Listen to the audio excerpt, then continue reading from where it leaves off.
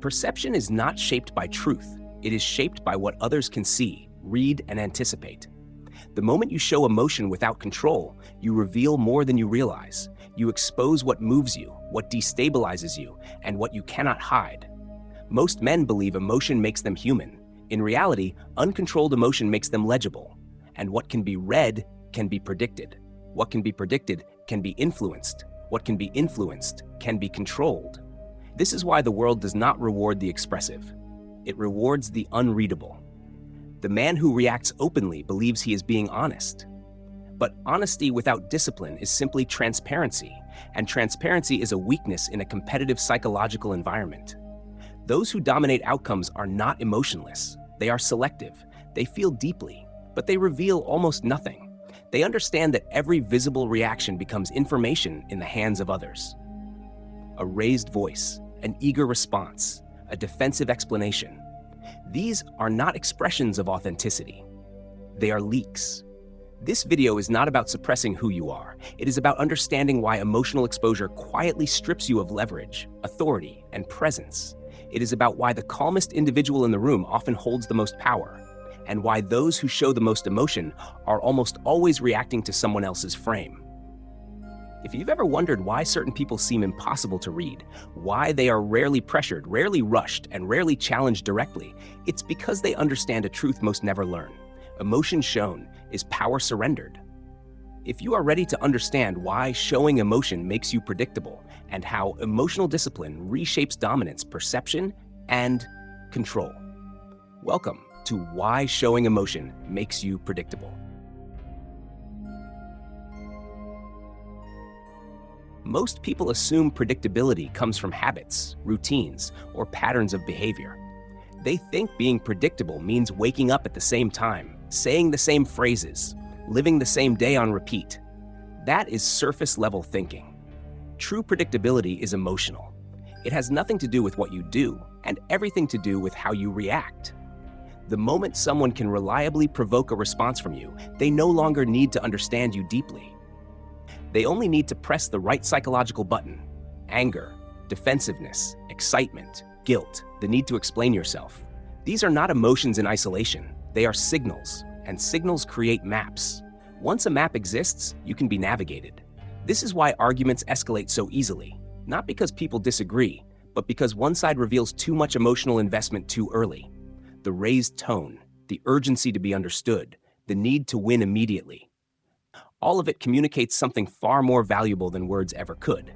It communicates where your center of gravity is. And once someone knows where your balance lives, they know exactly how to push. The emotionally disciplined individual understands something brutal. Most interactions are not about truth, fairness, or clarity. They are about leverage. Every conversation is a quiet negotiation of influence, even when it pretends to be casual. And influence flows toward the person who needs the outcome less. When you show emotion impulsively, you announce need. You reveal that something external has power over your internal state. That is the definition of vulnerability. Not pain, not sadness, but reactivity. The world does not exploit those who feel. It exploits those who react without control. This is why certain people seem to attract disrespect, no matter how intelligent or capable they are. It is not because they lack value. It is because they broadcast their thresholds. Others learn exactly how far they can go, what tone to use, what pressure to apply. Over time, the boundaries erode, not through force, but through familiarity with your emotional limits. Emotion, when unmanaged, shortens the distance between stimulus and response. And that short distance is where predictability lives. The longer the pause between what happens and how you respond, the more space you reclaim. Space creates ambiguity. Ambiguity creates authority. Notice how the most commanding individuals rarely rush to speak. They do not fill silence to soothe themselves. They do not clarify every misunderstanding immediately. They allow tension to exist without resolving it. This is not cruelty. It is control. They understand that silence forces others to project, to reveal, to over-explain, while one side empties itself emotionally. The other gathers information. This is not about becoming cold for the sake of appearing strong. Forced detachment is just another form of emotional performance. True emotional discipline is invisible. It is internal. It is the ability to feel intensity without leaking it into your posture, your voice, your timing. Most people confuse emotional honesty with emotional exposure. They believe that if they do not show what they feel, they are being fake. But controlled expression is not deception, it is strategy. You are not obligated to give the world access to your internal processes in real time. Think carefully about how often people reveal emotion as a way to seek relief. They speak to reduce discomfort, not to increase effectiveness. They react to discharge tension, not to shape outcomes. This is why they walk away from conversations feeling drained, misunderstood, or subtly diminished.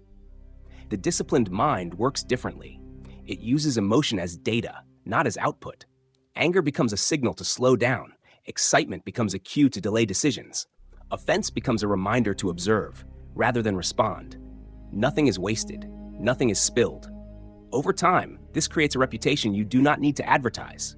People begin to experience you as difficult to read, hard to rush, resistant to pressure, not because you intimidate them overtly, but because you do not give them emotional hooks to pull on. Interactions feel heavier around you, more deliberate, less impulsive. And here is the paradox most never grasp. When you stop showing emotion reflexively, others begin to project emotion onto you. They assume depth, restraint, confidence. Even when you say very little, absence becomes a canvas, and humans always paint meaning onto silence. This is why emotional restraint amplifies presence. You occupy more psychological space without occupying more physical space. You do not need to dominate the room. The room adjusts to you. Predictability dies where emotional discipline begins. Most people are not consciously manipulative. They are reactive, insecure, and searching for stability. And because they lack internal regulation, they attempt to regulate themselves through others. This is where emotional provocation begins. When someone pokes, interrupts, challenges, jokes at your expense, or subtly disrespects you, it is rarely about dominance at first. It is a test, a probe, an unconscious attempt to locate your emotional perimeter. They are asking, without words, how close can I get before you move?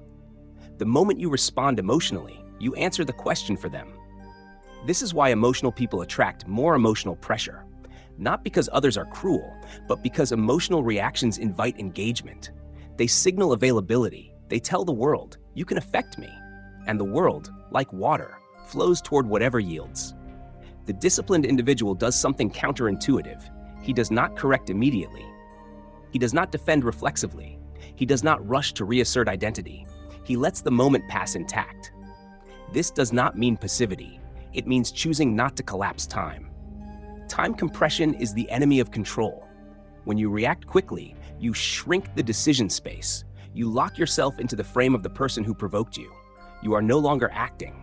You are responding. Those who understand psychological power protect their timing more fiercely than their opinions. They know that whoever controls the tempo controls the interaction. Slowness unnerves people driven by impulse. Silence destabilizes those who depend on feedback. Calm disarms those seeking reaction.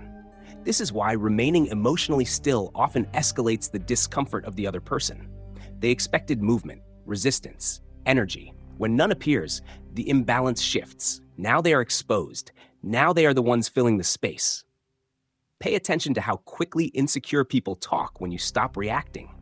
How they explain themselves, justify, backpedal, intensify. They are attempting to reestablish equilibrium by extracting emotion from you. When they fail, they experience loss of control. This is the hidden reason why emotional restraint is perceived as confidence, not because it looks strong, but because it removes the other person's ability to regulate themselves through you. They are left alone with their own state, and most people cannot tolerate that for long. There is a quiet cruelty in emotional discipline, but it is not malicious. It is structural. You are simply refusing to play a role you were never obligated to accept. You are declining to become a mirror for someone else's instability. And here is the uncomfortable truth. People who demand emotional openness often do so not out of intimacy, but out of insecurity. They want reassurance, validation, alignment. When you do not provide it immediately, they interpret it as distance or threat. But that interpretation reveals more about them than about you. The more you practice emotional containment, the more others reveal themselves. Not because you interrogate them, but because silence acts like pressure. It compresses whatever is unstable until it leaks. This is why seasoned negotiators, interrogators, and leaders speak less, not more. They understand that words and emotions are currency. Once spent, they are gone. The one who preserves them longest dictates the terms. Emotional discipline is not about winning conversations. It is about outlasting them. Over time, people adjust how they approach you. They become more careful, more deliberate. They sense that emotional shortcuts do not work. And when shortcuts fail, only respect remains. Notice how respect does not come from being agreeable, expressive, or transparent. It comes from being unmovable without being aggressive, stable without being distant, present without being exposed. This is the core shift. You stop managing how you are perceived by explaining yourself, and start shaping perception by what you withhold. What you do not react to becomes just as important as what you do. Most men believe power is about asserting. In reality, power is about resisting extraction. Emotional extraction is the most common form of theft in human interaction. Subtle, constant, and rarely noticed. Once you see this, you cannot unsee it. You begin to recognize how often people attempt to pull reactions from you, to feel alive, relevant, or superior, and you begin to choose deliberately when and if you will respond. Predictability dissolves when reaction disappears. When emotional discipline becomes consistent, something deeper begins to change. Not how others treat you, but how you experience yourself. Most people live inside their emotions. They move through the world pulled by them, dragged from one internal state to another, without distance, without separation. Thought follows feeling, action follows impulse. Identity forms around reaction. Over time, the person mistakes these emotional fluctuations for who they are. The disciplined individual breaks this fusion. He does not suppress emotion. Suppression creates pressure and eventual collapse. Instead, he relocates emotion. It moves from the center of identity to the periphery of awareness. It is felt fully, but it is no longer in command. This internal shift is subtle, but radical. You begin to notice emotion as a passing signal, rather than a directive. Anger no longer says act, it says observe. Anxiety no longer says escape, it says slow down. Desire no longer says reach, it says wait. This creates internal silence, not emptiness, but space. And in that space, something rare emerges. Choice. Choice is the opposite of predictability. When you are no longer compelled to discharge emotion immediately, your actions stop being obvious. You are no longer readable, even to yourself in the old way. You begin to act from intention rather than impulse, from strategy rather than relief. This is why emotionally disciplined people often feel misunderstood at first. Others sense the shift, but cannot name it. You are present, but not available. Engaged, but not reactive. Calm, but not passive. This ambiguity unsettles those who rely on emotional feedback to orient themselves socially. Internally, however, the effect is stabilizing. You stop oscillating between highs and lows based on external input. Praise loses its intoxicating power. Criticism loses its sting. Not because you are indifferent, but because your internal reference point has moved inward. Most men are trained unconsciously to outsource their emotional regulation. Approval calms them. Disapproval destabilizes them. Attention energizes them. Neglect deflates them. Their identity becomes porous, shaped by whoever last interacted with them. Emotional discipline seals those leaks. You begin to carry your state with you, instead of borrowing it from the environment. This is what gives certain individuals an almost gravitational presence. They are not absorbing the room is adjusting to them. This is also where fear begins to dissolve. Not dramatic fear, but social fear. The quiet anxiety of being judged, misunderstood, or misread. When you stop broadcasting emotion, you stop feeding the very mechanisms that generate that fear. You realize that most judgment depends on reaction. If there is nothing to react to, judgment loses traction. People may still form opinions, but those opinions carry less force. They do not penetrate. They do not linger. This is why emotional restraint produces a strange kind of freedom. You are no longer obligated to perform clarity, warmth, agreement, or vulnerability on demand. You choose when and how to reveal. Disclosure becomes deliberate, not compulsive. Over time, this reshapes your sense of self. You stop thinking of yourself as someone who is angry, anxious, confident, or calm. You become someone who experiences these states without being consumed by them. Identity loosens, awareness sharpens. This internal distance is what allows true intensity without loss of control. When emotion is no longer feared or indulged, it can be harnessed. Focus becomes deeper, decisions become cleaner, pressure becomes tolerable. And this is the irony most never encounter. Emotional discipline does not make life dull, it makes it precise. Richer, sharper. You feel more, but you spill less.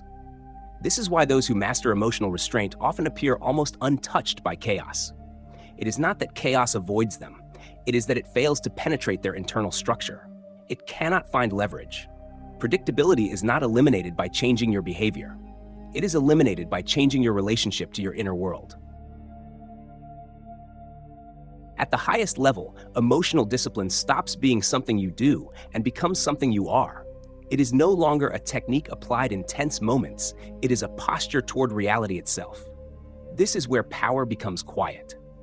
Most people associate power with force, assertion, volume, and certainty. They believe dominance must announce itself. But those who operate from emotional restraint understand something different. True power does not compete for attention. It reshapes the environment simply by existing within it. When you are no longer emotionally reactive, you stop broadcasting urgency. And urgency is the signal most systems use to decide who is subordinate. The one who needs resolution, validation, or relief first is always at a disadvantage. The one who can wait dictates the terms. This is why emotionally disciplined individuals are rarely rushed. Deadlines bend around them. Conversations slow down in their presence. Others sense intuitively that pressure does not work. And when pressure fails, negotiation begins. Presence changes at this stage. You no longer need to dominate space physically or verbally. Your stillness does the work. People listen more carefully, not because you demand it, but because they sense weight behind your words. Every statement feels considered. Every pause feels intentional. This is also why such individuals are often described as intense. Even when they are calm, intensity does not come from emotion expressed outwardly. It comes from emotion contained inwardly. Containment creates density. Density creates gravity. Over time, this gravity attracts respect without effort. Not admiration, respect. Admiration is emotional and fleeting. Respect is structural. It alters how people behave around you, even when you are not present. They become more precise with their language, more cautious with their assumptions, more deliberate with their challenges. Not because they fear you, but because they cannot read you well enough to gamble. This is the strategic advantage of being unreadable. You are no longer easily categorized. You are not placed neatly into roles like agreeable, volatile, needy, or defensive. Without a category, others cannot predict how to handle you. Without prediction, control collapses. And here is the final shift. You stop seeking power altogether.